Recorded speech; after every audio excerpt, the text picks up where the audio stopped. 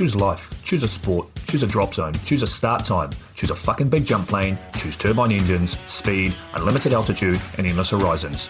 Choose height, no low turns, and travel insurance. Choose jump tickets. Choose tiny action cameras. Choose your mates. Choose a rig and matching helmet. Choose swoop shorts and a range of fucking fabrics. Choose 120 vertical speed and wondering who the fuck you are on a Sunday morning. Choose sitting on that couch, watching debriefs, spirit-saving slow-mos, smashing beers after last load. Choose standing on the podium at the end of it all. Choose a win you'll love every time. And the reasons? There are no reasons. Who needs reasons when you fly NZ Aerosports? Of course, I absolutely love the NZ Aerosports business model. I mean, come on. One glance at an Icarus fuck yeah sticker and you know it lines up perfectly with the fucking pilot mentality. But outside their wonderful use of colorful language and a great company vibe, there's a long list of reasons to say NZ Aerosports, fuck yeah. NZ Aerosports blows me away right out of the gate as a canopy manufacturer with a bold offer.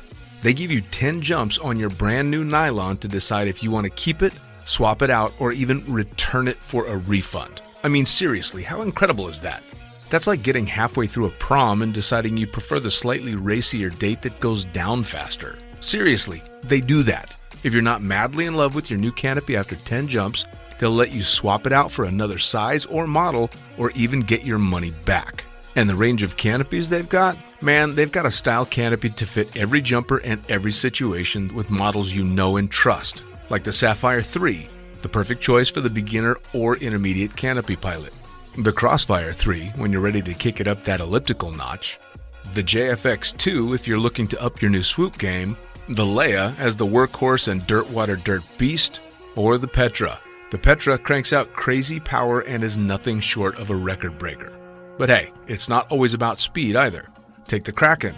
Built as a low pack volume canopy specifically with wingsuiting in mind, she gives you all the performance you're looking for with the reliability you need that'll have you itching for that next formation, rodeo, or puffy cloud. So the equipment is top of the line kick-ass stuff as you already know, but how about the team? Well, the customer service gang is there to sort you out whenever you need them. Maddie and Beto are always there to help with Jen holding the reins. They're available for you at sales@nzaerosports.com, and they've got a kick-ass live chat tool on the website if you're wanting to hit someone up right away. These are the crew you're going to want to talk to get those custom orders in. With the stock nylon, once you know what you want, they'll have that shit on a FedEx truck as soon as the credit card machine says approved and get you in the air in no time. For your custom orders, you'll be able to get a time frame for building and shipping when you design it, so get to it. And demos. They've got demos in the US available from their partner Rock Sky Market. The whole US demo fleet is there with Sapphire 3, Crossfire 3, Kraken, JFX2, and Leia canopies in a range of sizes. They also offer student and tandem demos in the US. Bottom line, every step of the way, NZ Aerosports is there to get you what you need, and I personally couldn't be happier to be teamed up with them here on Lunatic Fringe. And now, time to get started with Lunatic Fringe Into the Void, brought to you proudly by NZ Aerosports. Fuck yeah! Hey everybody, just a few words before we get started on this episode of Lunatic Fringe. Moe Viletto, our guest for this episode, is an absolute fucking legend. Very sadly, he's a legend that has left us this last week, not too long after this episode was recorded. I was lucky enough to be able to sit down and talk to him for quite some time, both before and after the podcast was recorded, and the stories that he shared in this episode are just fucking fantastic. Not shy when it comes to conversation, and not shy when it comes to talking about the hard subjects. We actually touched on death quite a few times in this episode, and his sense of humor with it and his way of dealing with it. And he's very upfront and very blunt and very comfortable with discussing either his friends or his death, which kind of makes it fitting that Moe's final podcast is going to be delivered from beyond the grave. I mean, Moe signed off every email and every message to me with "Boogie till you bounce," so that tells you something. We had formulated a plan that Moe was going to be recording little snippets, little 15 to 20 minute stories that I was going to release at the end of each podcast during the week, because this guy had so many incredible stories. There was no way we were just going to get it all into one podcast. Sadly, of course, that's not something that can happen now, and we're going to have to be satisfied with the stories that people can share about him. And luckily, on this episode, we get to hear words from the legend himself, and I can't think of a more fitting tribute to Moe than for his story to be told in his own words. So, Moe, man, blue skies, black death, and boogie till you bounce, man. It was a real pleasure.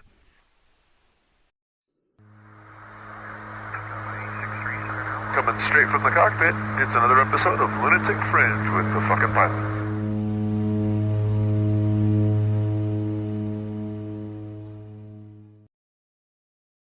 Ready, set, go! All right, back in the can for another edition of Lunatic Fringe Into the Void, and straight into it. Let's go. Who the fuck are you, and what do you do? My name is Moe Viletto. I am the owner and sole operator of Tailored for Survival, which is specializing in the design and sewing of life support systems. The design and sewing of life support systems. All right, you're going to have to expand on that before we get too far. Tell me about life support systems. Well, I didn't want to lock myself into like Moe's parachutes only. I enjoy designing and coming up with different things. For example, I had a project I did for the military. Do you know what a maple seed is that falls out of the tree? It's a little seed with a wing on it, and we called them helicopters as kids. Sure. I was building these for the military, or doing prototypes. They're about 3 feet long. They were made out of Kevlar. And for the seed, they had a special magic piece of metal. And they only gave me a block of wood because it was top secret, whatever that metal was. They would drop these things from aircraft by the hundreds or shoot them up with cannons. And they had a computerized brain on it. And these things would spin at 30,000 hertz. And the little computer would guide this thing into like tanks and jeeps and things like that. And the fact that it's spinning so fast, that piece of metal just tears everything up like a drill. It just throws shrapnel everywhere. Jesus. So when they brought this to me, they were having issues. They were testing these things out in a wind tunnel. So they'd get this thing started with an electric drill, and they would stand in the wind tunnel with garbage can lids and try and keep this thing in the center. Well, they were spinning so fast that the metal was busting through the Kevlar. Oh. So they had already gone to 2 other design companies, and they kept reinforcing this Kevlar and overstitching and doing all this crazy stuff. And when they brought it to me, I looked at their drawings and I went, oh, this is simple. And I just eliminated the stitching and put a fold where it was blowing out. Huh.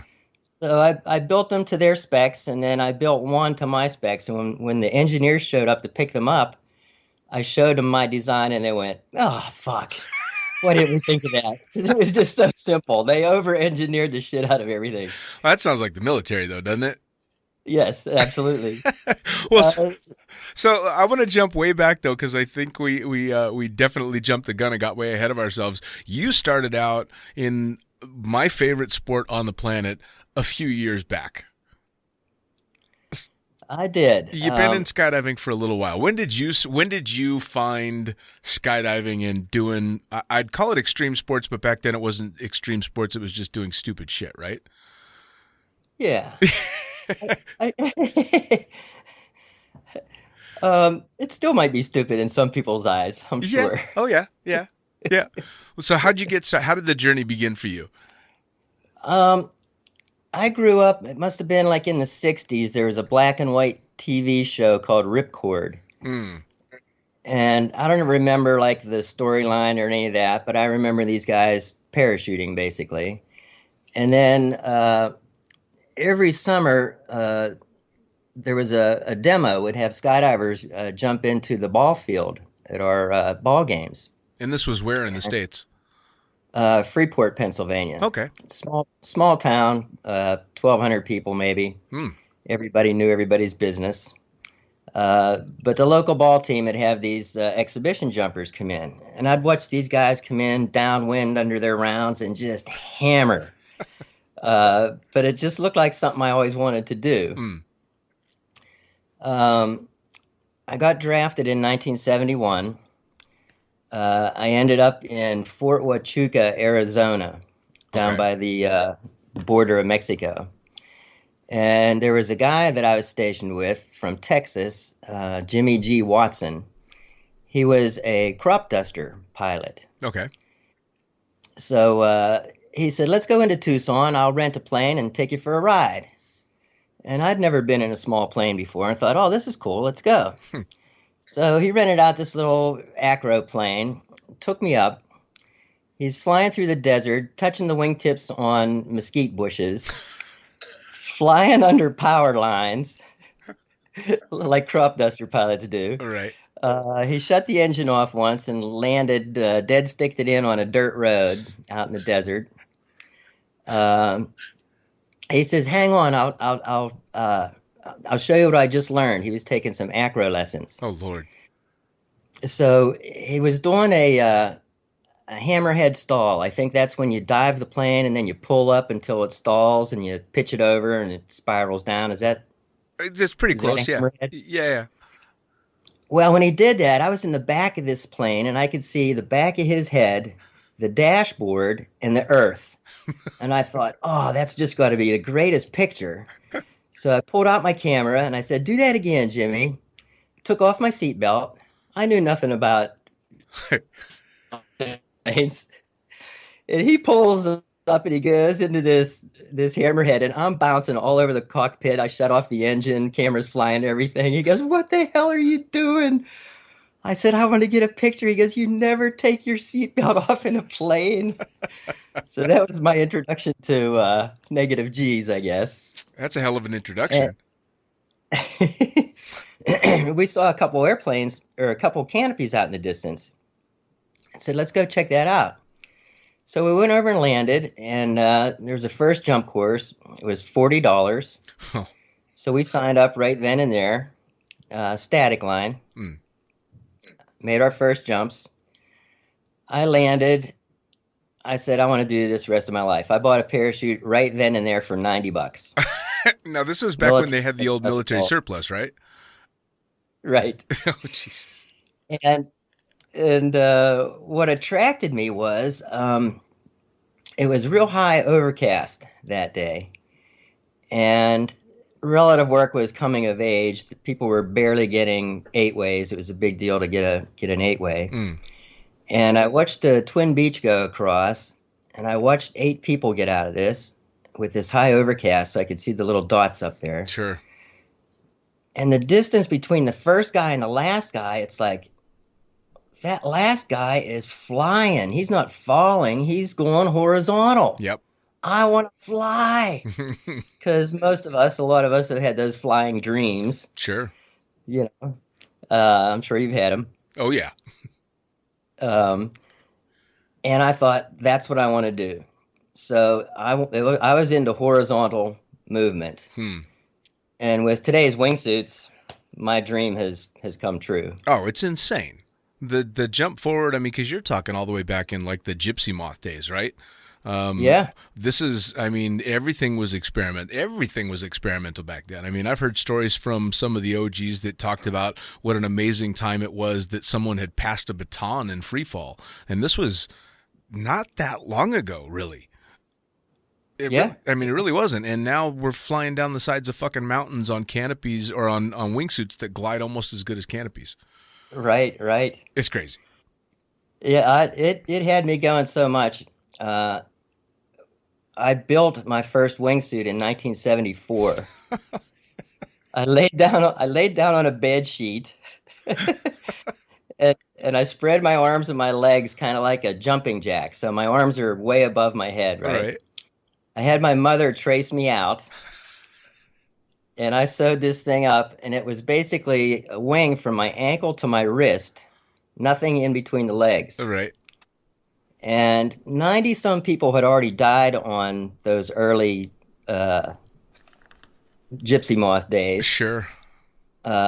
And a lot of their problems were spinning or not being able to get their handles. Right. So I thought, okay, I'll put a shock cord, a bungee cord in from my ankle to my wrist, and that'll give me flexibility. I'll be able to get my belly mount reserve and pull all my handles if I need be. Sure. So I went out and I jumped this thing, and the bungee cord stretched and stretched and stretched to its max, and then it shrunk. And then it stretched and it stretched to its max and shrunk. So I didn't go anywhere. I just went down. Right. Inflate, deflate, inflate, deflate. So it failed. I only jumped it that one time because I didn't really go anywhere. Right. And then in the year 2000, the first modern wingsuits came out. So I bought a Birdman Classic. And since then, I've probably made, in the last 20 years, I've probably made 5 or 6 belly jumps. It's been nothing but wingsuits for the last 20 years. Oh, that's fantastic. I've got $20,000 worth of wingsuits up in my bin. That's The fantastic. technology keeps changing, you know. You got to play catch up because there's always something new and better. For sure. Now, you said when you started jumping, you were drafted in the military, so you ended up doing a stint in the military, yeah? 2 years, yeah. So how did the jumping play in after that? I mean, you get to do that first jump course, but you're still belong to Uncle Sam at that point. So how did you transition into becoming a full-blown skydiver? Well, after I was stationed in Arizona, I ended up in Maryland. That was about 5 hours from my parents' house. I had about 24 jumps, and the local drop zone in Maryland, their Cessna only went up to 3,500 feet. Well, the drop zone back at my hometown, they went up to 7,500 feet. Big time. So every weekend I'd drive the 5 hours just to go and get that extra altitude and visit my parents and a place to stay and all that. Sure. So I ended up with doing that 5 hours of travel. Got out, moved back in with my parents. They thought they'd get me all on track and send me to a tech school and, you know, be a machinist and how it's supposed to be. Right. That didn't happen. They forced me into it. I flunked out to show them who was boss. Sure, of course. Of course. And then they finally resigned to, okay, well, this is what he does, but he's, you know, we're not going to feed him for the rest of his life. He's got to do something. I mean, well, what did they think of that? Because, I mean, you're talking about a time when, I mean, even now, if a kid comes back to mom and dad and says, I want to be a professional skydiver, they're going to be going, what the fuck did we do wrong? But you're talking about back in a time when being a skydiver was just nuts. Nobody did this. Oh, they were ashamed of me because the whole small town, you know, is your crazy son still jumping out of them parachute thingies? You know, my son works at Oberg's. He's a machinist. You know, I'm a grandfather, all this stuff. And Right. no, they weren't happy. So 1974, I bought a brand spanking new Volkswagen Beetle. Back then, a brand new car was $2,000. Can you imagine? So I bought this brand new car. I took all the seats out except the driver's seat. I built a little home in there and actually lived in there for 8 winter seasons. Wow. 8 And years in a traveled around the VW country. Beetle. Yeah. Holy shit. Traveled around the country. I became a parachute rigger. I was one of the first tandem masters before drugs. Yeah, man. I've seen some old photos and stuff like that. I can't even imagine what the opening shock must have been like on every single jump. Oh, brutal. Fuck. I took a guy once. I'm just a peanut. I'm like 5'6". I took a guy that was like 6 something, and he went out and he just went stiff like a plank. So we're tracking across the sky at 180 miles an hour. Right. Norm Kent is next to us filming, trying to keep up, you know. And Moe goes for a ride.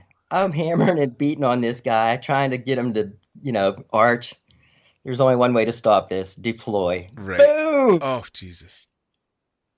But basically, I couldn't take it. I was too small stature, and without the drug, they were controlling me. So yeah. I didn't last very long as a TI.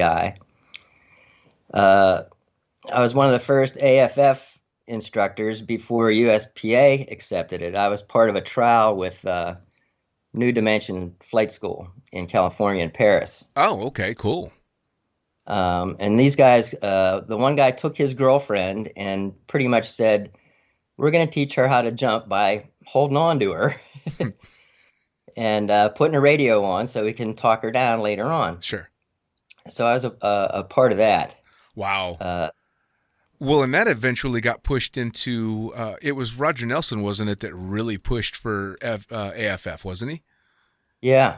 Yeah, he took both of his kids when they were 4 and 5 years old or something like that. Yeah, because I remember I talked to Melissa, and she said the same thing, that AFF was not a thing yet, and the USPA was against it, and Roger just basically said, fuck you, I'm going to do it the way I want, whether you like it or not. Yeah. And you know what? That's what I really like. I think he may have even been on the USPA board. I know. I think Bill Doss was at one time, and Bill wanted to do things. Of course, Lodi. Yeah. Oh, Bill man. wanted to do things his way. USPA is like, no. And Bill went, well, fuck you. I'll do it myself. Yep. You don't have to belong to USPA. So I wanted to ask, because we've exchanged emails back and forth, and you always sign off with the same thing, which is a statement that most people nowadays in skydiving would cringe at, but it still makes me laugh. You keep saying boogie till you bounce. Boogie till you bounce, yeah. So and I want to ask, because you come from the original generation of skydivers, not parachutists or people that just jumped out of airplanes, but you were a fucking skydiver. And you came up when the boogies were huge in the World Free Fall Convention, and people were bouncing a fair amount. And this dark sense of humor kind of was all throughout the sport. And of course, nowadays skydiving's a lot more politically correct than it was. But back then, boogie till you bounce and blue skies black death was just kind of the norm, wasn't it? Oh yeah. When we were doing big formations, another one of our sayings was get in or go in. If you didn't going in was easier on you than taking the punishment from your 40 or 50 other buddies saying, you fucker, you didn't get in. Right. Get in or go in. Jesus Christ. But it was almost like laughing at death. And if you think about it, it's happening around us all the time. Nothing against these people, but I know you interviewed some families and stuff, and how they've balanced in a way like, oh, I'm having a kid, and should both of us be in the airplane? Or, well, do all three of you get in the car together? Sure. When I'm driving a car, everybody's trying to kill me. When I'm jumping out of a plane, I'm only trying to kill myself. Sure. I like that. Well, I mean, you started out, and it's still to this day one of my favorite T-shirts ever in skydiving was, I remember when sex was safe and skydiving was dangerous. Right. And that's when you started, man. I mean, and I want to know, because I had the opportunity to talk to Bill Booth briefly on the podcast. He did a great episode, and I briefly got into how wild it used to be back in the days. But I mean, you've seen some shit.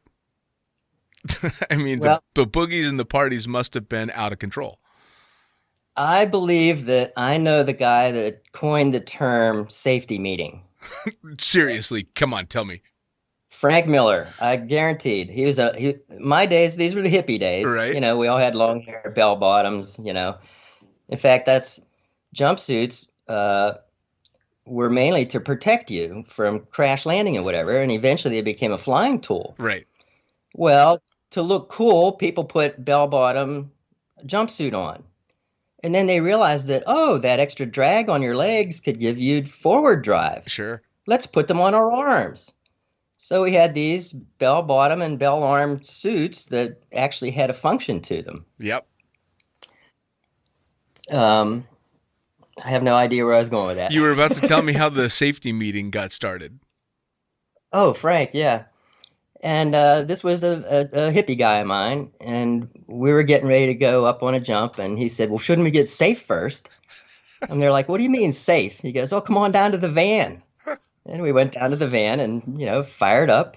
Awesome. And it got everybody, got the jitters away from everybody and calmed everybody down and put them all on a even keel, so to speak. The only problem is with all these safety meetings, you'd have brain locks because you'd forget what the points were. Right, for sure. Well, I remember Bill telling me one of the best things about learning how to jump in the 60s and 70s was the drugs were better. Yeah. Oh, you knew what you were getting, Yeah, that's what he's like. Yeah, it was fantastic. The drugs were much better back then. I mean, so the events and the parties and the stuff has changed a lot since it was all getting started out, especially because you kind of came up in the 60s, but you've seen the entire progression of the whole sport and the culture behind it, and what's good and what's bad about what's changed to you. I don't see anything bad. I think it's just part of the evolution, just how things change. I mean, the safety aspect of it is through the roof. It's so much better. Well, again, I think that's just knowledge. We have the equipment doesn't fail us anymore. Our brains is what fail us. Sure. So in that respect, the equipment got much safer. Sure. And then the same thing as we go along and people survive and we live from other people's mistakes or deaths or whatever. Sure. That's all schooling for us, just like it is today. Yeah. Yeah. It's just a different era, but same old shit. When your body hits the ground, you still die. It's nothing's changed. What's the old, it was the really horrible phrase, grab the grass. Right. What was something about hang on so your bones don't shatter your lungs or something? I think it was, if you know you're going to go in, make sure you grab the grass because it's not the first hit that kills you. It's the bounce that gets you. The second one bounce, right? Yeah. That's that fucked up sense of humor that I see it fading a little bit, and it used to be really prevalent in a lot of the writing that I did with Blue Skies, and I've backed off of it a little bit because people don't seem to enjoy it quite as much, but I still have a very dark sense of humor. Oh, yeah. No, I love it. And I've shared the magazine with you. I was writing with them since, I think, 2012 or 13, somewhere in there. Yeah, for sure. And I've always looked forward to your fucking pilot articles for sure. Because the thing is that's what I like about you, Dean, is you're for real. It's just, I mean... It's just so much easier not to put up any airs and be for fucking real. Well, I mean, I think you get it, though. People see through that shit so quickly when you're trying to pretend. And especially in skydiving, I always took to skydiving specifically because you got to drop your guard on the drop zone and just be yourself. And I mean, more than anything, the sport is a small sport, so you get to know people really, really quick. And so if you all of a sudden start behaving like somebody else, somebody's going to call bullshit and go, fuck you. I remember when you were wearing that tutu and doing this or that or the other thing, so stop trying to, don't be that way. So I just never saw the value in faking it in the first place. Yeah. Never made any sense. Now, I'm going to back you up again. So we got through, you were going to do the TI thing and you were doing AFF and stuff, but when did you were fully invested, obviously, as soon as you started living in a Volkswagen Beetle in skydiving, but how did you make your way in skydiving? Because you're talking about, the early 70s. So where did the work come in? How did you survive? Well, when I was living in my car, that was for the winters. So during the summer, I had a place to stay. It was either my parents' basement or a garage or something like that. And I started buying sewing machines. And I never really had a plan. I just followed my passion, and I was actually packing reserves and doing rigging before I was a rigger. A friend of mine was a rigger, and he was helping me pack mine. And eventually I was packing mine. And then my buddies would say, hey, will you pack mine? And then I'm there, well, okay. And then I started to realize, if I'm going to take somebody else's ass and put it on the line, I should really be certified and know what the fuck I'm doing. Sure. So I took one of Dave DeWolf's, the late Dave DeWolf's courses. He's probably taught more riggers around the world than anybody. And I was in one of his very first rigging classes. And then just started to gather up sewing machines, and I started toying and playing, just, again, no plan. Sure. I ended up building about 70 Wonder Hogs copies. And the Wonder Hog was the predecessor to the Vector. Yep. So Bill Booth had come out with, a soft pilot chute with no springs on it. We called them piggybacks at the time, a rig that had a main and reserve on your back. Sure. And I tore one apart, and I made about 70 of them. Totally illegal, no TSOs, just made them for my buddies at the drop zone or whatever. Right. I ended up at a Nationals one year, and Bill Booth was the equipment inspector. So I thought, uh-oh, here goes. We're going to see what happens now. Right. Well, at the time, his rigs were so popular, as they are today, that it took forever to get one. And I'm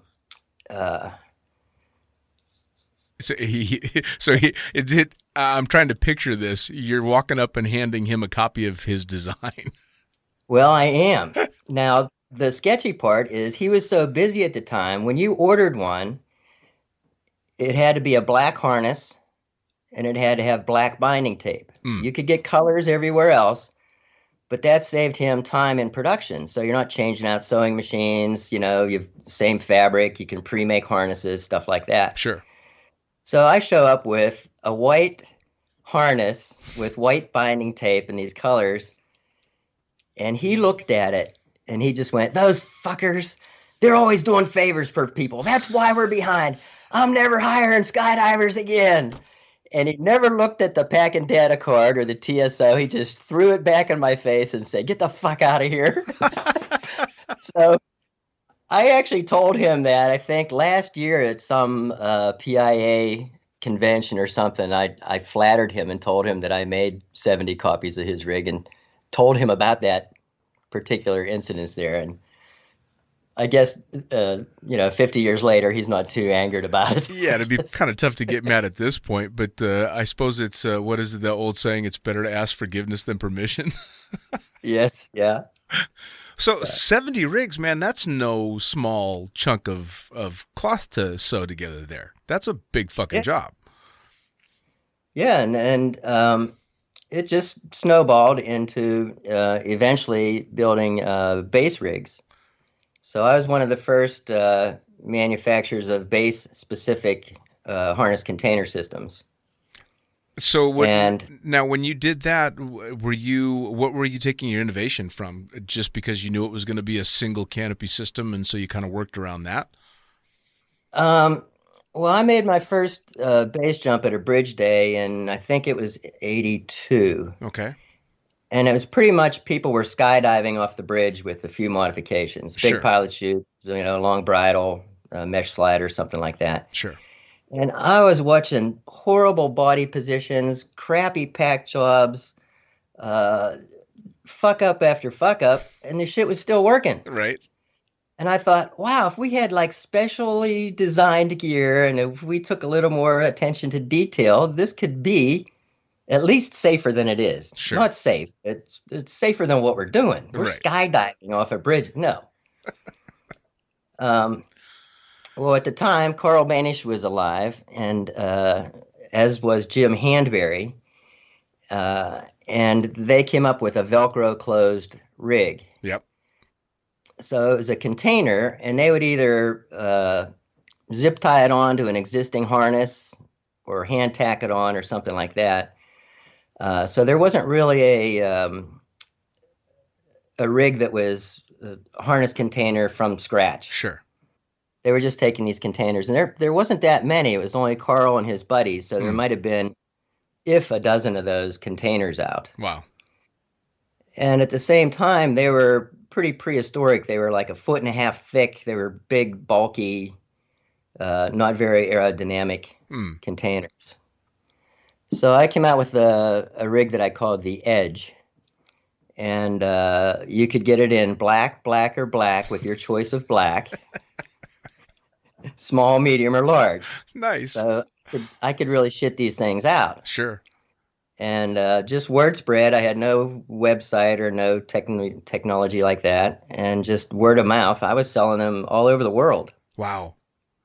Well, I mean, base jumping fucking just took off like crazy because the first time I ever saw base jumping in person, I was at the 96 or 97 Bridge Day. I went there with a guy by the name of Will Forshea, who hired me to film all the landings. And so I saw a lot of people that should have been dead that walked away from it. Yeah. And all of them on base gear or most of them on base gear by then. But I mean, it just mushroomed and went out of control. You must have been working your ass off if you were basically the first one putting out a container. Well, I was. And then when other people started to see that there was room for competition, it started to happen. So a handful of other people started doing the same thing. And then when I saw like, oh, now these guys are having, you can get whatever colors you want. You can get monograms. We became into the look at me generation. And it's like, well, these guys, they've got to have every color of the rainbow of thread, every color of the rainbow of binding tape, webbing. Now all their money's tied up in stock. I said, you know what? I don't want to compete. Right. So I just backed off and let them have it. Jesus. I mean, come on. You sewed together the first wingsuit what year? 74. 74, you sew yourself up a wingsuit. Then you sew together the first fucking base rig. What didn't you start? That's awesome. Well, the same thing with base jumping. It was, pretty egomaniacal. Sure. And I just couldn't handle those kind of people, the me generation. So a lot of my base jumps were alone. And I grew up as a woodsman, hunting, fishing, trapping, taxidermy, making my own bullets, all that stuff. I was an outdoorsman. So nice. I liked the wilderness base jumps. But what I found is I'd be in the mountains and maybe hike for 4 or 6 hours and get on top, and it's not jumpable. And it's not survivable. Right. And do I want to hike back down? Do I take the risk of jumping off? Do I freeze my ass off and try and survive the night? So I was doing stupid and unsafe things. So I came up with a rig that I designed, and I called it the Parapack. And I just took one of my base rigs, and I made it expandable so that it would expand away from your back and give you a storage area about a foot thick. Okay. So yeah. I hike into the mountains and take my tent, stove, sleeping bag, fishing pole, binoculars, first aid kit, everything I needed. I could survive in the wilderness for 5 to 7 days. Oh, shit. And then jump all this shit off. Wait, so you're jumping off? You're doing a base jump with your tent on your back? With like another 40 pounds on my back, yeah. And then that just turned into, I was taking clients like into Yosemite. I took a 350-pound guy up El Cap for his birthday. Jesus Christ. So it's like a 5-hour hike. And I told him, I said, Bill, it's 5 hours, but we can take 5 days if we need to. I said, I got everything we need, home, shelter, food, all that kind of stuff. What do you want me to bring for you? Anything special? And he went, Twinkies and cigarettes.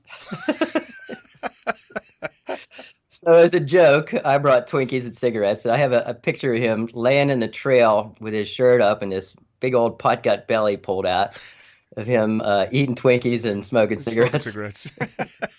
Jesus God. Oh, man. I mean, so you yeah, please go ahead. So eventually, that system, Basic Research was one of my competitors at the time. In base gear, who is today Apex Base. Yep.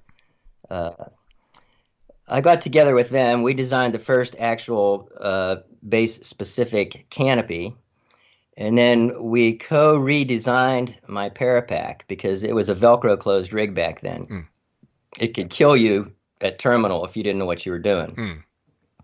So I only sold them to a handful of my friends who I spent time with in the mountains, and I could hand one-on-one show them how to not kill themselves with this rig. Eventually, when Apex and I redesigned it, it became a pin rig. So they manufacture and sell that today. Very cool. And then I get some When you help design the base-specific canopy, and I've never asked this, what goes into base-specific as opposed to just a normal skydiving canopy? Well, one of the biggest things is low aspect ratio. The higher aspect ratio, the wider it is left to right, Right. and the narrower front to back, the more chance of off-heading openings. Okay. It's a higher performing wing, basically. You're taking a sailplane wing opposed to a short, chubby wing. Sure. So when Ram Air parachutes came out, we were calling them squares because they were almost square. Sure. Front to back, left to right. So a base canopy specifically, what we were shooting for, we just took the most popular skydiving canopies that were being used at the time, and we beefed them up and made little changes and particulars to those to satisfy our needs in base. Now, with base-specific canopies, is that's kind of what's morphed into the wingsuit specific canopies nowadays? That's even another, I'd say, subgroup. Okay. The wingsuit specific canopies, since we're not opening next to the object anymore, and we're jumping in maybe more windy conditions or whatever in the mountains, we want to be able to penetrate and we want to be able to make that landing area. So a wingsuit specific base canopy might be a little higher performing than your average base canopy that you're going to go into the city and jump off the building with. Sure. So it's kind of like another subgroup, I would say. Now, is all this stuff, especially when it comes to the design stuff, are you just kind of learning as you go along through the years? You're just picking up little tidbits here and there, or did you have any formal training prior to? I'd say the community, just feedback from what other people were getting with what we had. In the 80s, I had a consulting job for Precision Aerodynamics. George Galloway, owner of the company, wanted to produce a reserve packing video. Okay. Which it was a big deal back then because VHS was like, whoa, it's like, wow, Right. we can see stuff. So instead of trying to interpret verbiage on a mimeograph sheet of paper for packing instructions, George wanted visuals. So he took his Raven reserves and he got all the manufacturers together, UPT, just everybody that had a container system that wanted to be part of the project. And I was the on-camera rigger to pack George's canopies into those containers. Well, when the job was done, there were 13 reserve canopies there, all identical. And he gave those to me in trade for payment for doing this job. So I had 13 identical Raven 2s. So I took them home and I modified them to our standards at the time for base. So at the time, that became a very popular base canopy, partly because it was a reserve, Right. but it had a bridle attachment on it. Most reserves don't have a bridle attachment. Because he was selling his product as you can jump it as a main or a reserve. Every time you jump your main, you know what's in your reserve. Sure. So having that bridle attachment was a plus. Sure. I mean, and then as time went on, we came up with more base specific stuff as we have today. So now you said that the last 20 years you've been all about wingsuits. How much base dumping did you get in before you started getting back into the sky more, or was it an even mix? Or I tell people that I skydive to stay current for base jumping. I consider myself a parachutist. I use a parachute to save my life. Cool. Whether it's jumping off of or out of, I'm using a parachute to save my life. Nice. So that's kind of the way that I looked at it. What was your first base jump? Was Bridge Day, you said? It was Bridge Day, yeah. A friend of mine in California, I was rigging for this guy, and he was a multimillionaire. He's got a kind of an interesting story. He taught me a lot about life and giving. He just passed away about a month ago. Oh. Um, he grew up as a little rich kid and had way too much money. Hmm. He woke up on his bathroom floor, overdosed from cocaine and tequila, Jesus. almost dead. His pet python was dead from neglect. His pet monkey was dead from neglect. Again, this kid had too much money. Yeah, he did. Well, when his dad realized that my kid's a fuck up, he cut him off. So now he had nothing. Right. He bought a typewriter for $25. He and his girlfriend rented a garage. He started an insurance company, became a multimillionaire, got off all the drugs and alcohol and everything like that. Right. This guy, he took two young gangbangers that were going to go to jail. He took them off the streets and convinced the judge that he would take care of them. Those two young boys run his company today. They put their siblings through college. This guy, Ralph, he's an amazing guy. I kept seeing him buy clothing for little girls all the time, and he didn't have a little girl. Right. Well, his best friend had a heart attack and died, and he ended up raising his two daughters. Oh, wow. All this guy did was give back, give back, give back. Well, when he heard about Bridge Day, he goes, "Hey, what's this bridge thing? Let's go check that out." And I said, "Ralph, I don't know anything about that." He goes, "You're a rigger, figure it out." So we went down there with our skydiving gear, basically modified, and made that one jump. And then that's what enlightened me. Like, this sport needs, base specific equipment. Sure. So that kind of got the ball rolling there as far as. So when you built the first base rig, were you the one doing the test jumping? It was.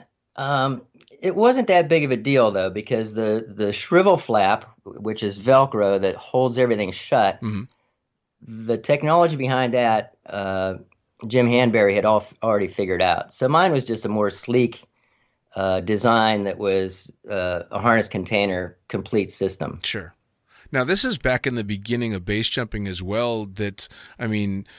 It's obviously still very frowned upon in a lot of places, but back then you were a full-blown fucking criminal if you were going out and flicking buildings and stuff. So, I mean, you're trying to run businesses while you're also doing this cloak and dagger stuff as well? Yeah. You gotta love it. Yeah. I've spent my time in jail and been chased by the cops a lot. I was chased through the Arizona desert for 4 hours with a helicopter and a SWAT team with guns for jumping off a bridge. Are you serious? What the Yes. fuck? What? Now, I assume that they caught you with all that. They did. My buddies and I had jumped, and we were packing on the sandbar below, and this roving sheriff, right out of the book, this guy's got the tan uniform on, the badge, the aviator sunglasses, just Buford. Yep. I wrote a story in Blue Skies about him, basically, named Buford. And he got a loudspeaker out and said, "Come on up, ladies, you're all under arrest." And we looked up and said, "Okay, when we get packed, we'll come up." And I said to my buddies, he's not going to come down here. We'll just hike up the canyon. We'll sleep in our gear tonight. Might be a little rough, but he's not going to come down here. Right. So we packed up. We started hiking up the canyon. And little did we know, but on both sides of the canyon was a dirt road. So the next thing you know, we hear some rocks. We look up. He's up there. "Come on up, ladies." We're there. Fuck. So we go up the canyon further, and it teed out to a T. We could go left or right. We went right, followed this dry, sandy stream bed up, and found one lonely mesquite tree, shade. We're in the Arizona desert. Right. So we start to hunker down in there, and we're feeling pretty good about here's where we're going to spend our night. And I hear a helicopter. Jesus. And I'm thinking, surely that's not for us. All we fucking did was jump off a fucking bridge. Come on. Well, it flies right over top of us. We could see up through the glass bottom and the bottom of the bubble. And next thing you know, I hear this crunching. Guy comes up over the hill in a SWAT uniform with the gold SWAT letters on his hat, gun out. "Come on out, ladies." What the fuck? I come out with my hands up. I said, "Sir, what did we do that was so wrong that you're pointing a gun at me?" And right then the sheriff showed up and he went, "You jumped off my bridge." I went, "Okay, okay, put the gun away," you know. Jesus Christ, man. That's a bit over the top. A little bit. Yes. Oh, So they my. chilled out a little bit and ended up paying a big fine for that, going to court. Oh, Jesus. Well, it just, So, none of that makes sense. I mean, I remember hearing the story of Frank after he had jumped off of El Cap, landed, and was running away from the Rangers because he didn't want him to take his gear. And, of course, he ended up drowning in the Merced River. What the fuck? yeah, I mean, right. all because he jumped off a cliff, which people fall off of climbing all the damn time. Right. I don't understand that stuff. Now, you said that you did a lot of your base jumping backcountry and you did some pretty sketchy shit. I got to hear, there's got to be a number one on that list. What was just the outright stupidest fucking thing you did? There's probably a lot of ties in there. I'll take the top two. I'll tell you what, my first wingsuit base jump was pretty scary. Okay. Terrain flying, proximity flying. There wasn't even a name for that yet. It didn't exist. Right. And my first wingsuit base jump, that's what I did, not by choice. Oh, no. No. So I had a Birdman Classic, which was a very small suit. Sure. I remember it. Had plenty of skydives on it. Felt good with it. I went up to Half Dome in Yosemite. The vertical on Half Dome is about 1,800 feet. And then there's a 3,000-foot talus, and it's about a 60 degrees, roughly, slope. Hmm. And it steps down in like three steps, like three layers. And went up there with my Parapack system. So not only was my first wingsuit jump, I have 40 pounds extra on my back, a very non-aerodynamic container, it's a foot thick. Right. And exiting at 10,000 feet. So the density altitude, Yeah. has a lot to do with your launch and everything. I launched off there, ended up going head down. I'm there, fuck, this isn't going to work. Right. And I thought, well, when I pull out, it'll be a regular jump, and I'll just deploy. Well, when I pulled out of the dive, you know what happens then? It converts into horizontal, and the fucking thing took off. Sure. So here I go. All right, I'm flying. Uh-oh, I've got to clear this ridge. So it's either like I have to pull or I have to clear the ridge. And I could see that, okay, I'm going to clear it. I cleared it. Now I'm in this belly of this first step. And it's like, here comes the next one. I'm either going to hit it or I go to pull. Same thing. I hung in there, cleared the second ridge. Third one's coming along. Same thing. I've either got to clear it, just barely got over it. As soon as I got over it, I deployed because the next thing is the Earth. Yeah. So I deployed, barely made it to my landing area. So that was a pretty scary, sketchy one there, I'd say. I'm just picturing like the camping gear rattling around on your back as you're trying to clear these steps, like the little metal fork and spoon in the cup. And right. Impact and the gas container explodes, Yeah, dude. That's talk about burning in, right? He burned in. That's fucking great. That's like something you'd see in a Looney Tunes cartoon, man. the skydiving when the fucking Roadrunner and the Coyote jump out and pull the handle and all the dishes and shit would come out. Right. Oh man. How the fuck are you still alive with that? If that's like not even, if there's ties to that story, like there's better ones than that.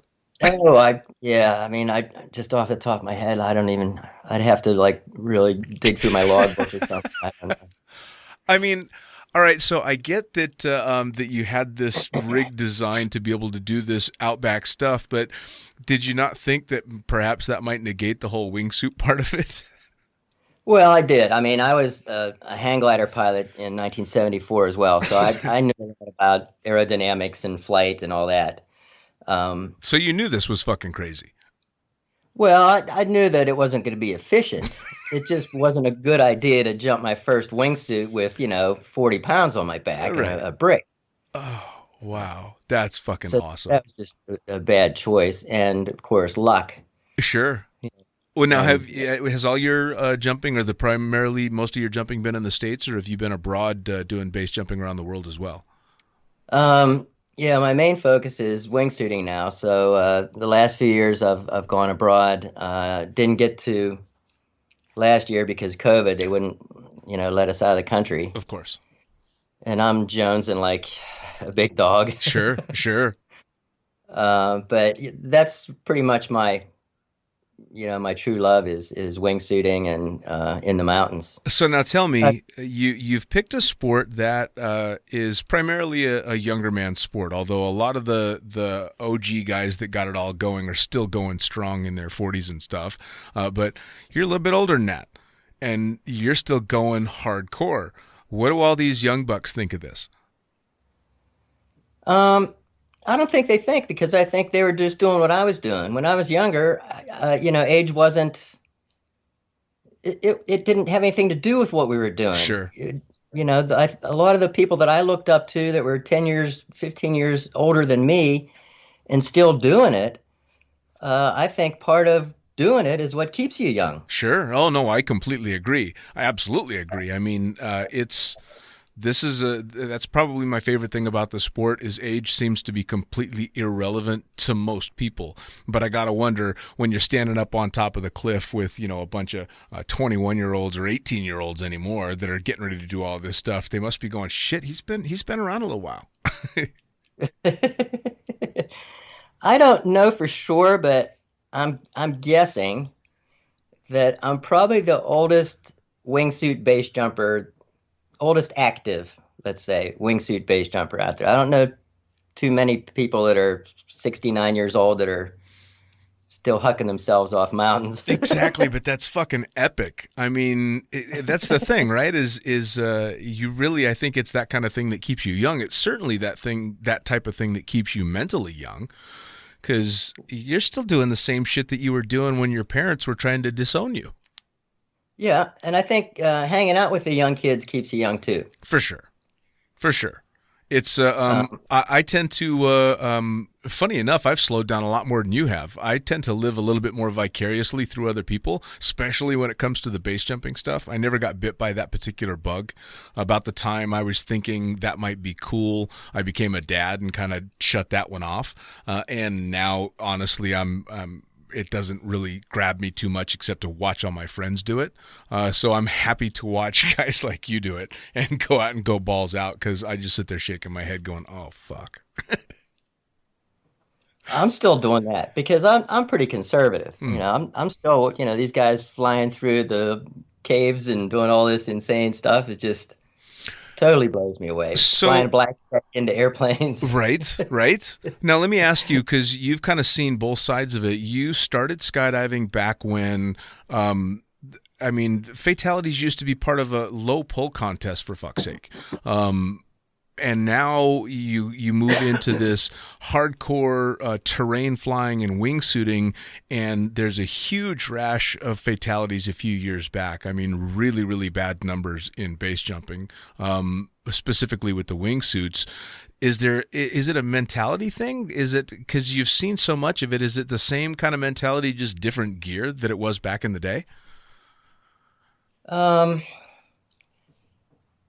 I think from my own point of view is the way I look at death. I pretty much I want to be as safe as I can and everything, but you can only do so much. So the way I look at it is that's how we learn with these mistakes and death. Sure.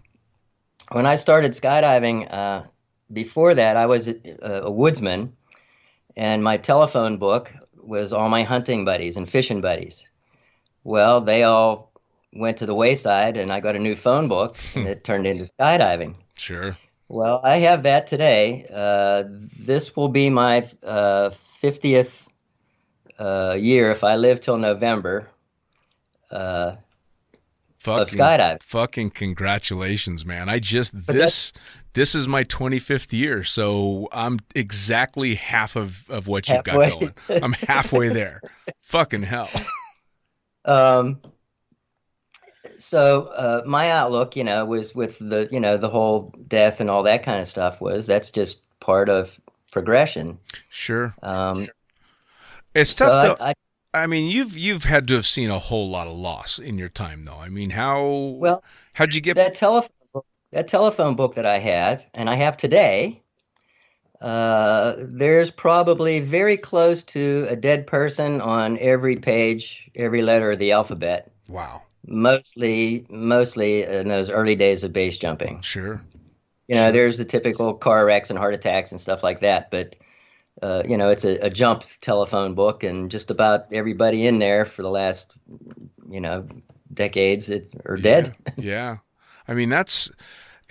Has there ever been a time when you're scratching your head going, you know something, I don't know if this is for me anymore? I've had people that have walked away from the sport because they couldn't handle losing people anymore. But my mentality always was, even if I stop jumping tomorrow and never go to a drop zone again, I'm still going to lose people because I've spent 25 years of my life in the sport. Right. Yeah. Life is death in slow motion. That's a good way to put it. We're all dying. Yeah. And the way I see it is we're all in this big long line. And every time somebody dies, we take one step forward until it's our turn. Sure. So, that one year where we had like 16 base jumpers die in like a few months. Yeah. I wasn't taking one step forward. I was almost fucking jogging, It's like, holy shit, I'm getting close. Close. I never thought about it that way. That's actually a really fucked up way to look at it. Holy shit. I mean, don't get me wrong. I guarantee there's a fuckload of fun happening in that line, though. Oh, yes. Part of my outlook on this whole death thing was, I think, when I was living in my car, I spent a lot of winters in Coolidge, Arizona. Yeah. And that was before, the big Eloy and all that. We called it Ghoulage because all the ghouls held out there. People were dying there left and right. Again, these were the hippie days. Sure. You could get a thing that was called the Monty and Link Skullcrest Award. There was two guys, Monty and Link. These guys went in a two-way, smiling at each other on acid. And so they were Monty and Link, a Skullcrest Award number 1 and 2. Well, if you wanted to get the number, you had to go in. So I never knew of any 3s or 4s or anything after that. But the way this little community at Ghoulage laughed at death, these guys carried around, I don't know if you've ever seen it, but if you haven't, I'll send you the picture. These guys carried around a real human arm from the shoulder down to the fingertips. And it was petrified. It was like a piece of beef jerky, all stringy and straggly. And these guys would carry this thing around to all the meets. They would take it into restaurants and twirl and eat spaghetti with it. They would snort cocaine off the fingers. They carried this arm around. They'd stick it in the pea gravel with a ripcord in it. So I have that picture. I'll send it to you. Please. But these guys that was just part of Boogie Till You Bounce. It was. Whose arm was it? I never really knew. They said that somebody dug up an Indian grave. Somebody said it was a dead skydiver. I never got a solid. A real story on it. It's funny because obviously having a slightly darker sense of humor, I think that's pretty fucking funny. I personally wouldn't walk around with a severed arm, but I would laugh at the stories, and I'll certainly laugh at the picture. But this is also the generation of Blue Sky's Black Death, which is I got in an argument online once about that statement because I am a fan and a user of that statement. Usually I just say blue skies, but I mean the entire thing, Blue Sky's Black Death. And someone was giving me shit or giving somebody else shit for using it, saying it was antiquated and it's bullshit and it doesn't mean anything. And I vehemently disagreed. I was downright pissed off. I'm like, look, this is saying Blue Sky's Black Death to me is the same as telling a good friend that I love him. If I mean what it means, then it's a perfect thing to say.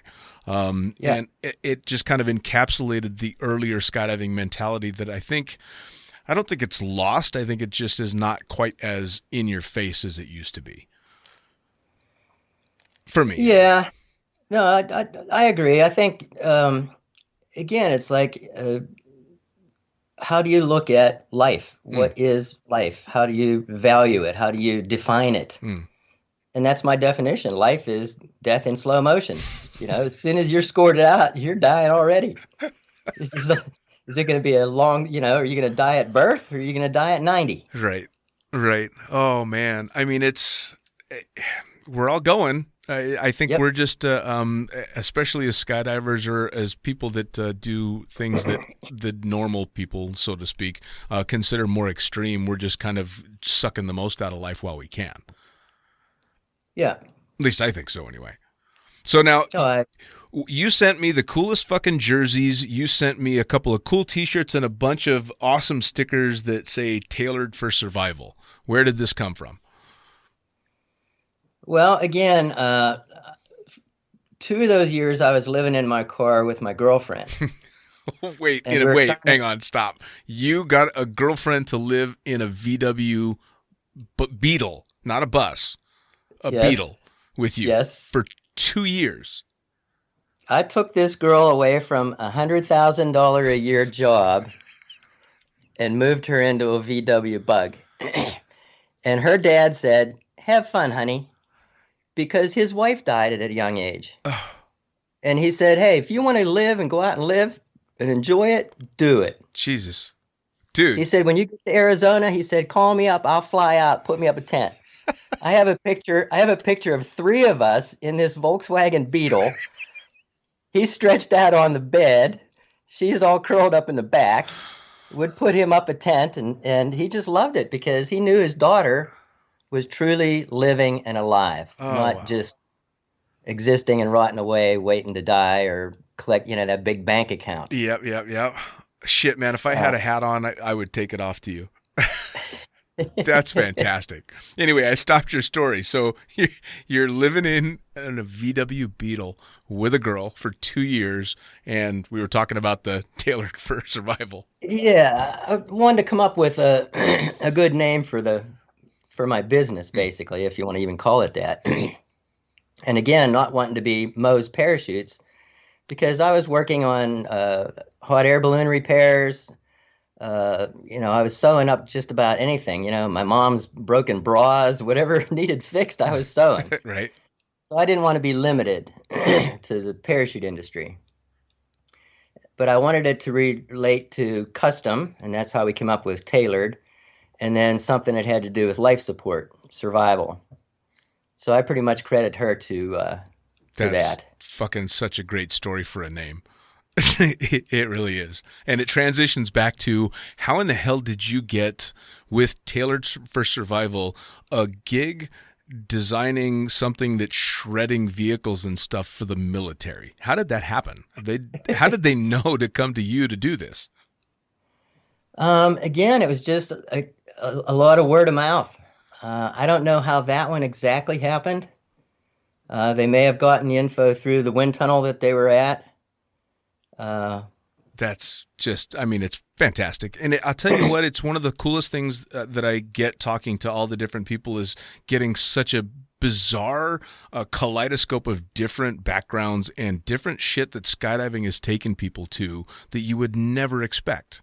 I would never expect that you'd end up designing, basically, hardware for the military because you decided to jump out of an airplane one day. Right. It's fucking great. And again, there was no plan or not searching for anything, just loving what I was doing. Never worried about how am I going to pay the rent or do, all I needed was a place for me and a place for my sewing machines. Nice. In fact, in 1991, I bought a brand spanking new Honda Civic, took all the seats out of it, lived in that full time for 3 years. All right. Well, I needed a home for my sewing machines. Well, Square One was just starting to blossom and become bigger. So they rented out this big warehouse, and they had their office and business area up front, and in the back was all their stock. Well, they had all this extra room back there. So I made a deal with Kate and Tony at the time. they knew I was going to die base jumping. They said, this guy's crazy. He's doing stupid shit. He's going to die. So I made a deal with them. I said, look, if you let me have my shop, give me a space in the back of your building there for free, and I can pull my car in there. If you do that, I will everything I own to you. All my sewing machines, everything that I have, I will write out a will. If I die, it's all yours. And they went, oh, hell yeah, he's going to die tomorrow. Write that fucker up. So I handed out a contract and a will, basically. And I won. I'm still alive. Yeah, I'll tell you what, though. You're the type that is going to outlive everybody.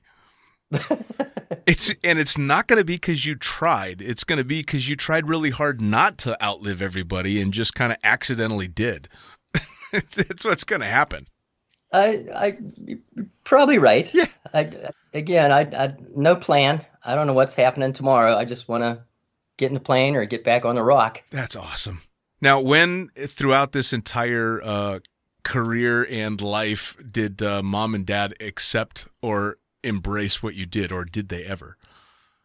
I think when it really kicked in is when I got into Hollywood and started doing stunts and movie jobs, because success to people from the Depression era, both my families came from coal mines and no education and all that. They only want education and money for their kids. So when they finally saw, like, whoa, he's making money, and the whole hometown now is like, oh, your son's a movie star. Before I was the crazy fucker jumping out, out of them there parachutes. Right. I think that might have kicked in then. But even before that, they saw that I loved what I was doing.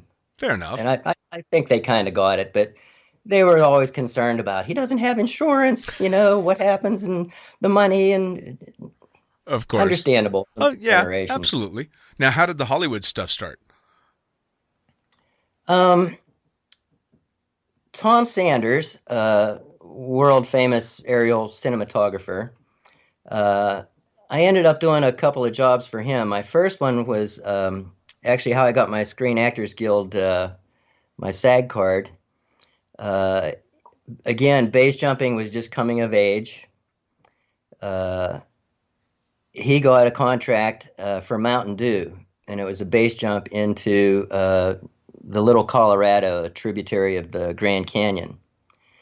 And on that job, he hired me as safety. Okay. And a friend of mine who is better looking and better for a Mountain Dew character to be on camera, Matt McCarter, he was going to do the actual jumps. But my deal with the production company was I get to jump as well. Whether I'm on camera or not, I don't care. But I want to get my SAG card out of this. So that's how I ended up getting into the Screen Actors Guild, and that was one of my first jobs, basically. Awesome.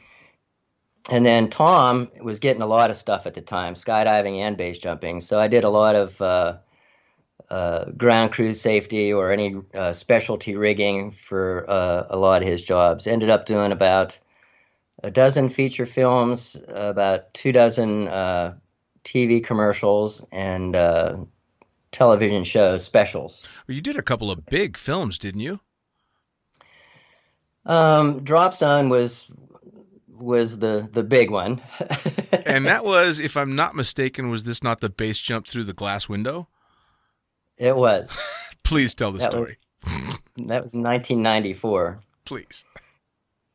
Well, I was hired on that job to double as Michael Jeter, short, balding, nerd, computer nerd looking guy. And what they did is this guy, he ended up making a lot of tandem jumps. They would tandem jump him into the top of buildings, and they'd break into the computers and all that. He was the nerd. Right. So I was hired initially to be a tandem passenger to make these jumps. And we're landing in, downtown Miami. We're landing in downtown LA. We're landing on roofs of buildings. A lot of, night jumps, jumping out over the ocean, just a lot of crazy stuff. There were no base jumps in the original script of the movie Drop Zone. And as time went on, the producers saw one of Tom Sanders's little put together films, and part of it was me jumping off some buildings. And they went, "Who is that guy?" And they went, "That's that little shit over there." And they come over to me and said, we were in Miami at the time, and they said, "So you do this base jumping stuff, right?" I'm there, yeah. And they said, "Do you think you could jump off that building over there?" And I said, "Well, I've been here for a month, and I've already picked the locks to the roof of that building, and the one I'm staying in. And the conditions haven't been good because we have this city that heats up during the day, all this concrete and glass and everything, next to a cool ocean. So there's always this heating, cooling. Even if it's not true wind, there's some sort of circulation. And base jumping in the city, I've got hundreds of building jumps, and rarely any of them have any wind at all. And I think that's a big part of why I'm still alive is a lot of people spend hours sneaking in, getting to the top, and now it's too windy, and it's like, well, fuck, what could go wrong? You rationalize your way into it. Right. I was that guy that either didn't go up or I climbed back down. Nice. So I knew how to say no. And that's what I told him. I said, "I've been trying to jump these buildings, so you're dreaming. If you think we're going to get this jump off, when you say action, I'm going to say, fuck you, because it's not safe." Right. I said, "So it doesn't matter how much money you're going to throw at me. I'm going if it's safe. If you guys want to try it, we'll try it." And they said, "Well, we'll go through the plan, and if it doesn't work, we'll go to a city inland later on and do it where the conditions aren't as unstable." So the story goes, they're trying to find one of the characters, right, named Swoop. The original scene is a couple jumpers land on the New River Gorge Bridge, and they're trying to find this Swoop guy. They know he hangs out there, and they look over the railing and they see him hanging out down there. He's bathing, sunbathing naked. Right. And they talk him into getting on the team, and as he goes to climb up to join these guys, he falls off backwards, and a bungee saves his life. So that was the introduction to that character. Right. And they said, "Well, we want to change this. We want him to be a window washer." And the guys go up in this building, and they're yelling for Swoop, Swoop, Swoop, and they see him washing windows. And we want you to do that. And then when you decide to join the team, we want you to turn around and base jump off. Can you do that? Well, yeah. So we spent 2 weeks setting up the scaffolding. During those 2 weeks, it was never jumpable. The winds were it was never there. The night before the jump, I had hired Patrick Swayze's brother, Don. He was one of my students. He was going to be the actual on-camera guy, and I was doing a belly mount camera jump. And they were doing a long shot of me, and they could erase out the camera and stuff. Sure. I got him hired on because he looked close to who the actor was. And we were packing our rigs that night, just laughing that we're not jumping tomorrow. Just we're going to get paid our $500 a day fee for doing nothing. Right. So, and who knows how long they're going to hold out until, it happens or it doesn't, but we'll take it. Right. The late Gus Wing came in while we were packing, and he said, "You're not going to believe it. I was over at the building. It's dead calm. There's a big black bird flying around the top, not even flapping or anything." He said, it's perfect out there. Next morning, we got up. The winds and everything were perfect. Made the jumps. As soon as we were done, the winds picked up. Game over. Oh, man. Perfect timing. So that was jumping off the scaffolding. So at the end of the movie, they decided to change the end of the movie as the final kill scene. Right. And that's where they land on the roof of a building. There's a big fight and everything. The one guy still has his reserve parachute on, Wesley Snipes. Yep. There's a big fight. He and Gary Busey come face to face. They're both out of bullets, and there's a fight. And during that fight, Snipes tackles Busey, crashes through a glass window from 300 feet, deploys his parachute, and drops Busey into an oncoming vehicle. Yeah. Can you do that? Yeah. Well, I always say yes. Then I have to fucking figure it out. Right. So how the fuck am I going to do this? So like any stunt, you break it down. Needed to figure out, okay, well, what do I use for a dummy? How am I going to deploy? Tell me about glass. I knew nothing about crashing through glass. So a lot of people think that you use the sugar glass, the candy glass. Well, if you're getting a whiskey bottle broken over your head, that's what they use. But if you have a big pane like that, a 4x8 sheet of glass, if you're crashing through that, there's no way to control the size of the chunks. Okay. So I could go out and deploy and have a good canopy, and this 20-pound chunk of sugar come through my canopy and take me out. Sure. So they said, well, we can do it with real glass. And there's a couple different ways to do that. They'll put explosive charges on the real glass, and there will be a guy standing parallel next to that. And right before I hit the glass, he blows it up. Okay. So I'm not actually breaking the real glass. Right.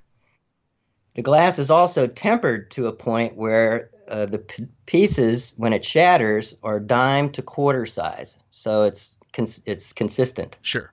I'm not going to have this big chunk coming out. Right. So I asked them, I said, these explosion things, do they ever fail? And they go, oh, yeah, all the time. And I said, well, I'm going to be running from like 20 feet back, and I'm going to hit a solid chunk of glass, break it, and then drool down the building, right?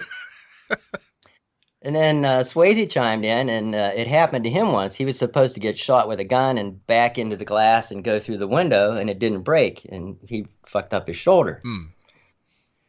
Well, the other method is they'll temper the glass, and then they can hit it with a sharp object like a punch, and hopefully it will shatter but not fall out. And then just by running through it, there's no force or anything. Sure. Or sometimes when they go to crack it, it just falls out anyway. Or if somebody opens or closes a door or sneezes or whatever, Sure. it might not make it. So I went to the glass factory, figured all that out, got like 6 practice sheets to run through that I could practice running through with this dummy. And I just couldn't get it. I could get through and crash, but I knew that once I went through this glass, I was going to hit the gym mat. Right. And this dummy was like 40 pounds. It had a hard head, and I had to protect myself when I impacted the ground. So I couldn't get the next mental picture in my mind as to the visual imagery of how I wanted it to be. Sure. I needed a little bit of hang time. So one of my buddies, I put on a climbing harness with an attachment between my shoulder blades. Right. He had a climbing harness on. The rope went from his harness up through a pulley in the ceiling and back down to me. Okay. So he would be standing next to the window, and then when I would run towards the window, he would run away from the window towards me. So that when I went through the glass, his weight would suspend me for that microsecond and give me that visual and that feeling that I needed. Sure. So after doing a few of those, that got me to where I needed to be. I mean, so you're not sure if the glass is going to break the way that it needs to. You're not really sure how you're going to get out the window with the dummy, and you're just base jumping. Well, but I broke those things down to now I know what's going to happen. Sure. I know the glass is going to break because we've proven that. Right. I know that my body position will be good because I had the practice, I was able to practice that and do that. Now it's just a matter of doing it. So how did the actual jump go? Well, they had, I think, 5 cameras going from different angles, some of which were to be done in slow motion. Okay. So if you're doing slow motion, that means the film is going really fast. Right. So there might be only like 1 minute of film, in the camera. Mm. So when we practiced, they would say, ground crew ready, camera one confirm back, rolling, camera two, rolling. Well, by the time we got all this feedback and everything, there might have been like 20 seconds left Right. for me to make the jump. So it was critical. So we practiced that over and over and over and over again. When it came time to do the jump the next day, overnight, the producers thought, oh, we can save some time. We can crack the glass first and then get the cameras rolling. They were getting the cameras rolling and then cracking the glass. That was eating up precious time. Sure. Well, the fact that we had practiced over and over and over the original method, when it came time to do the real thing, they got confused. All I needed to hear when I was getting ready to go was, go when you're ready, Moe. There was a camera or a radio in front of me, a buddy of mine, and that's all I needed to hear. So I hear, go when you're ready, Moe. I pick up the dummy. I start to go, and I hear, stop, stop, stop. No, no, no, no. My buddy jumped back in front of me. No cameras were rolling. Oh. They were paying $20,000 for this shot. It doesn't get cheaper the second time around. No. You want to do it again? I'll do it again. Jesus. So I had no clue what was going on. So now my whole, mentality and everything is like, you just threw a big wrench into my gears. Right. So I have to admit I was a little bit amped at this point now. Once they cleared everything up and it was go when you're ready, Moe, I crashed through the window. I ended up going a little bit head low, and the dummy was dragging me down. Well, one of my feet caught a steering line on deployment, and I was lucky that the canopy still opened on heading, and it just kind of the luck factor. Sure. I think there's luck in everything we do, especially in skydiving and base jumping and driving cars and stuff like that. Sure. We're all lucky that we're here right now. So I pretty much lucked out on that one. Oh man, it's funny that that you mentioned that particular jump and that movie and Point Break. Obviously, from my generation of skydivers, those were the two movies that I saw and was like, okay, I got to fucking do that. And both of them, of course, you look back at them now and I get a good giggle out of both movies because when you're not a skydiver, you have no idea that that's not how things are.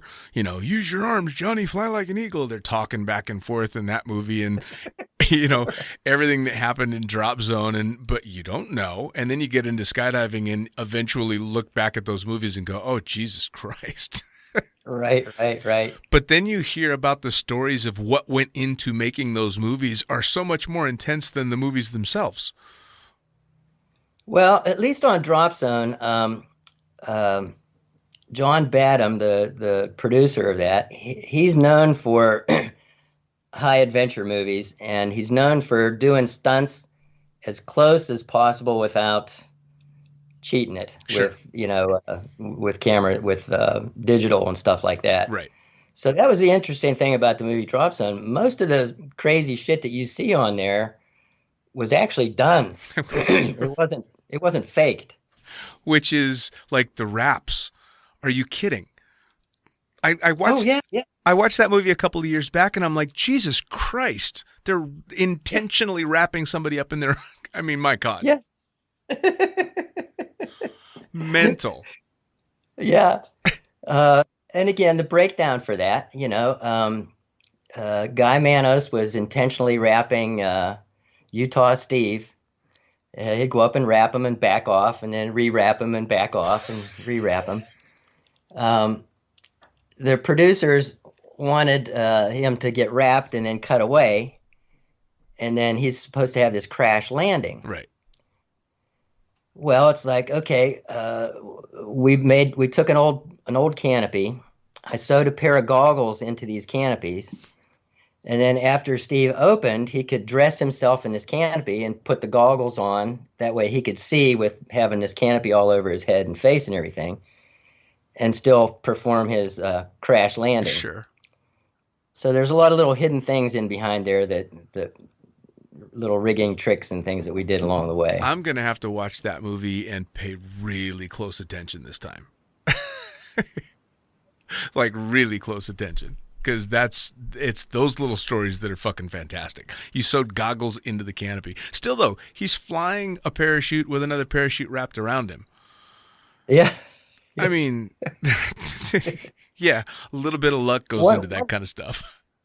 Yeah. One area where they wanted us to deploy all at the same time without tracking on a couple of jumps. We said, look, we just can't. That's just too risky. We can't do that. That's something you're going to have to fake.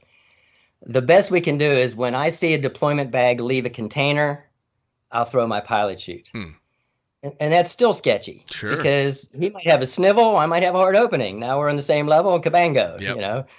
But as a stuntman, you take certain risks. Sure. But we're not all going to dump in a clump, that's for sure. Now, Snipes, did he learn how to jump for that movie? Because I knew he learned how to fly at least to do the wind tunnel scenes. But he did some jumping, didn't he? He did. He wasn't like Swayze, because I mean, Patrick Swayze did all his own jumps for the original Point Break, but not all, but yeah, he did it. He did some, yeah, but no, yeah. Snipes did jump, as did Michael Jeter, the guy I was doubling for, the nerd. Yeah, he had about 60 jumps. Oh wow. And they didn't want him to jump though, because if he got injured, that just fucks everything up. Sure. But one day they pulled me aside and they said, listen, we want you to get all dressed in full wardrobe and everything and be ready.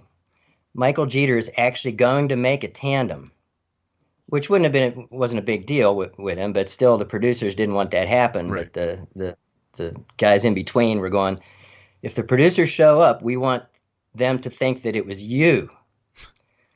So Michael Jeter goes up and makes this jump.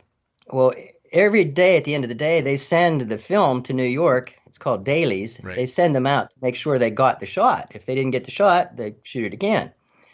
Well, at the dailies, the camera's right in Michael Jeter's face on exit. Norm Kent's just, it's not me. Yeah. Well, the producers saw that and said, what the fuck? And they said, Michael, we liked it, but just please don't do it again. The stunt guy's disposable. You're not. Yes. So he actually ended up making a jump, and I think we took one of the second unit directors. Nice. On a jump as well, on a tandem. So he thought like he can do this. Sure. He's got 6 skydives. There's no reason it's safe, Sure. Well, it's funny because, I mean, even now, I know that if actors and actresses are under contract at the time and they happen to be near a drop zone, there's been a few times that I've tried to get people that were working, doing filming and stuff, and they're like, I'd fucking love to go jump, but I can't. I'm under contract. Yeah. They won't let them take the risk, which, fair enough. I mean, but especially now, these movies are, God knows how many millions of dollars to produce these things. So I suppose you don't want your actor going and snapping themselves. They didn't even want Snipes riding his motorcycle. Really? But he did. In fact, he was a really, really cool guy. He invited us all over to his place for a party. Nice. And that's rare that an actor invites, the lowlifes over, but he understood he knew skydivers. He knew who we were, how we acted, how we looked at, our perspective on life and stuff. Sure. And he had a lot of that too, just being a motorcycle guy and sure an adventurer too. So he got us. That was another funny thing about that movie in particular too. Looking back on it, I remember when I watched the movie originally, thinking that the characters that they were, the way that they were portraying skydivers before I was a skydiver, I'm like, people can't actually act like that. And then of course I became a skydiver and went, oh, actually those are pretty mellow personalities. Right. By comparison, I'm like, that's actually pretty chill. So for anybody listening, if you have not seen the movie Drop Zone, you have to check it out. It's, if nothing else, it's a fucking good laugh, but it's actually a really fun movie. And now you're listening to somebody that did some stupid shit to make it happen. So you need to check it out. Now, it is a pretty hokey story, but this, like I said, most of the stunts were for real. Nice. Very little stuff was fake. So as a jumper, you can at least appreciate that. For sure. Well, I was lucky enough years and years after I'd started skydiving, I had the TV show Mythbusters came out to Skydance when I was jumping there to try and break the point break myths. And we had to see if you could free fall for 90 seconds from 4,000 feet. We had to see if you could talk in free fall, and we had to see if you could catch another skydiver if you jumped out 15 seconds later. So they took the dummy from the show. They called him Buster. We threw him out of the PAC 750 over the landing area at 4,000 feet, and of course watched him go in. And then I took one of the guys on a tandem with one of our camera guys trying to talk to him to see if we did that. And then had another guy jump out after I took the second guy, and he tried to bomb down to catch us. So it was just kind of a laugh that all these years later, I was on a TV show trying to bust the myths of the movie that got me to start skydiving. Right. Which I thought was fun as fuck. I remember that, the Mythbusters. I remember that. Yeah. It was a lot of fun. It was just a good time because I got to take both Grant and Tori, I think was his name, on the tandems, and my other buddies are trying to do this. And I'd been watching Mythbusters for a couple of years by then, so I was a fan of the show. And, of course, a huge fan of another very hokey skydiving movie, Point Break, which, and again, if anybody listening hasn't seen the original Point Break, dramatically better, other than the wingsuiting scene, than the new one. Yeah. In my opinion. The wingsuiting scene is badass. The rest of that movie's crap, I think. Anyway, so as a jumper that's seen it and been there and done that, I want advice from you to people that are just looking at getting into the sport, whether it be skydiving or skydiving on their way to base jumping, and people that are wondering if they should keep jumping. They're just kind of scratching their heads and going, I'm not sure what else I want to do with this. What advice do you have to those two groups of people? If you're not sure, continue to go to the drop zone at least. Watch the landings, hang out at the fireplace at night. If the people fit, you're going to get into it. Because as you said in your shows, and you can ask anybody that's been doing this for any length of time, what do you like most about the sport? The people. The people. So if you're having trouble, actually we've got a couple people right now at my home DZ that I can see that in these newbies. They just got started last spring, last fall. So all winter, they don't have their A licenses yet, but they kind of get their magazines and they're still listening to videos. They're communicating a little bit. But I can almost see a couple of these people fading. Right. And when I see that, those are the ones I give the attention to. I want to give them that community feeling and let them know that, yeah, we all had those fears and we get over it. And remember how scared you were when you first got behind the wheel of a car? Sure. You were scared. Damn right. You had a weapon to kill somebody or to kill yourself if by choice or not. Yeah. And the same thing, getting up in front of stage, you're scared or you're nervous. But to overcome that makes you feel good. Sure. And then again, to be around these people where I tell people we've got anything and everything from crack whores all the way up to attorneys and brain surgeons. And sometimes it's all the same person. It's us. And when you're at that campfire, it doesn't matter if you're that crack whore or if you're that brain surgeon. When our bodies hit the ground, the same thing happens. Yep. Well, the bonfire is the great equalizer, right? Because as soon as you sit down next to that bonfire, whether you're, smoking crack or busting crack dealers, you're all just a bunch of skydivers sitting around the fireplace, just shooting the shit. And that's the biggest thing. And I'm sure you've heard me say it a million times on this podcast. That was the concept behind this podcast in the first place, was I want it to be a bonfire chat. You're sitting and you were lucky enough to listen in to two different people talking about something they fucking love. Yep. Yeah. That's good advice, man. I mean, getting into the community side of things for the newbies, for sure. Now, what if you've been in it for a while and you're starting to get burned out? Is there a way for somebody to refresh it?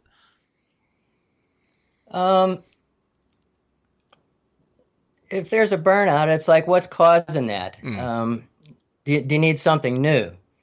So, if you've been on your belly for a decade and now, all the kids in the human blender standing on their heads and all the other crazy shit that's going on, do you want to progress to free flying? Do you want to sky surf? Do you want a wingsuit? Sure. Do you want a base jump? And I hear that one a lot. Like, oh, how do I get started base jumping? Right. Well, you already have by skydiving. Yeah. If you try and land in the same place, be finicky and understand your equipment and your gear. Base is very equipment oriented. Work your way to something new. Find somebody else that you can see that energy and connect yourself to their hip. Sure. Ask them for some coaching or training. I had somebody else give a great piece of advice exactly like that, and they basically said, spot the person on the drop zone that looks like they're having the most fun and go figure out what the fuck they're doing. Yeah. And if it's not something that you want to do, find somebody else that's having a good time and go and do it, which is, come on, that's what we're doing it for in the first place. Right. Yep. So now, how do people find out about the badass jerseys and stuff that you sent me? How do they find out anything involved in Tailored for Survival? How do they track down Moe Viletto? Good luck. Well, Blue Skies was when people wanted to know something, I'd say, Google Moe's Monday Memoirs, and it'll take you to Blue Skies magazine, and there'll be a bunch of stories on there, and you can learn about me and my antics over the years. Mm. Well, that's no longer. Blue Skies is no longer online. I don't really do any facey, tweety, any of that stuff. You and I you're lucky this is happening right now. I can't believe this is like first try. It's like, holy shit. Oh, I fucking love it. This is perfect. You know what you need to do, and specifically since Blue Skies isn't online, you need to start a fucking blog. You need just a page that you can sit down and type out these stories, because you've got so many amazing stories and a lot of heartfelt stories and a lot of crazy stories that should be shared. Yeah, I have a hard time sitting down behind a computer. I really do. It's tough. Yeah. It's just. It gets to be a bit mundane. Let me tell you. Here's a good caveman computer story, right? Please. So for years, people could say, Moe, you should get a computer. You should get a computer. And I'm there, man. I said, that's not me. I can barely even run a cell phone. Right. I said, by the time I get a computer and learn how to do it, I'll already be dead. I don't want to waste my time, with the frustration of all that. Right. So one day, my buddy Tom, he brings up this 10-year-old Mac laptop. He goes, here, Moe, you can have it. And I said, Tom, if you give it to me, I won't respect it. I said, as soon as I have a problem, I'll throw a brick through it. He said, well, then I won't give it to you. I'll loan it to you. Then you have to respect it because it's not yours. Fair enough. So I said, well, he goes, let me show you a couple things. So he showed me, like, I can do a lot of rigging research on there. I can find out how to repair my sewing machines on there. I can communicate with my friends. Yep. Porn. Okay. Now you got me, right? Endless porn. That's all the internet's for. All right. So I take this thing. Now I'm addicted. I'm using it. I open it up one morning and the screen is black. I figured, okay, it's 11 years old. It's dead.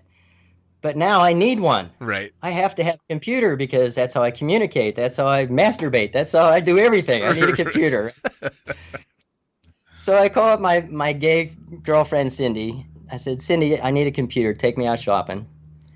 We go out and I buy a brand new Mac, $6,000, Mac. Bring it back. And I say, okay, Cindy, I said, can we take the stuff off the old one, like my pictures and stuff and communications? Can we take it off the old one and put it on the new one? And as she's opening it up and saying that, well, if the screen is black, I can't see anything. Right. It's burned out. I can't help you. And she reached over and she started tapping this little button. It looks like the sun. It's called brightness. I didn't need a fucking computer. All I needed to do was turn up the brightness. So there I am, fucking caveman, not even knowing, what, same thing. I'm staring at all these buttons right now. I don't have a clue what half of them do. Oh, dude, that's fantastic. But so now you got two computers. You can have one scene on one and one scene on another. You can be doing rigging and porn at the same time.